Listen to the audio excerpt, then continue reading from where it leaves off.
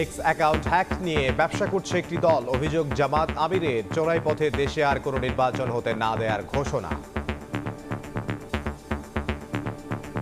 X ID hack করে অত্যন্ত নোংরা মেসেজ সেখান থেকে দেওয়া হয়েছে। আমাদের আইটি টিম পেয়েও গেছে যে কোন জায়গা থেকে কারাই কাজ করছে।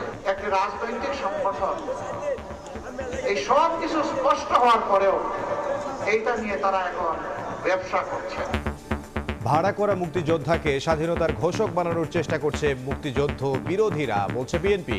ইতিহাস বিকৃত করে বয়ান তৈরির অভিযোগ।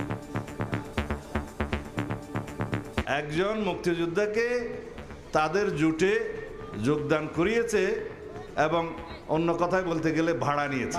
সেই মুক্তিযোদ্ধাকে তারা বাংলাদেশের স্বাধীনতার ঘোষকও বানাচ্ছে। ধর্মকে ব্যবহার করে মানুষকে বিভ্রান্ত করার চেষ্টা করা হচ্ছে। যে রাজনৈতিক দল বাংলাদেশের স্বাধীনতার বিপক্ষে অবস্থান নিয়েছিল, ইতিহাস বিকৃতিতে কোনো বয়ান তৈরি করতে চান, দেশের মানুষ তাতে স্বাভাবিকভাবেই স্তব্ধ। বিএনপি চেয়ারম্যানের বরিশাল সফর ঘিরে নানা প্রস্তুতি। নেতাকর্মীদের আনন্দ মিছিল বেলস পার্ক মাঠে। কাল নির্বাচনী জনসভায় অংশ নেবেন তারেক রহমান।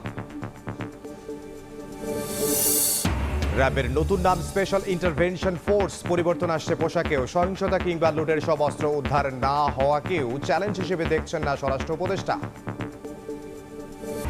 রমজান ঘিরে আগের অর্থ বছরের তুলনায় 3 লাখ মেট্রিক টন পণ্য বেশি আমদানি। দাম বাড়াতে সাগরে লাইটার জাহাজে মজুদ সহ নানা কারসাজির অভিযোগ। ব্যবস্থা নিতে চলছে অভিযান। এবং আজ পবিত্র শবে বরাত। ভাগ্য রজনীতে ইবাদত বন্দিগিতে মশগুল থাকবেন মুসল্লিরা। আতশবাজি ও অতিরিক্ত আলোকসজ্জা থেকে বিরত থাকার পরামর্শ।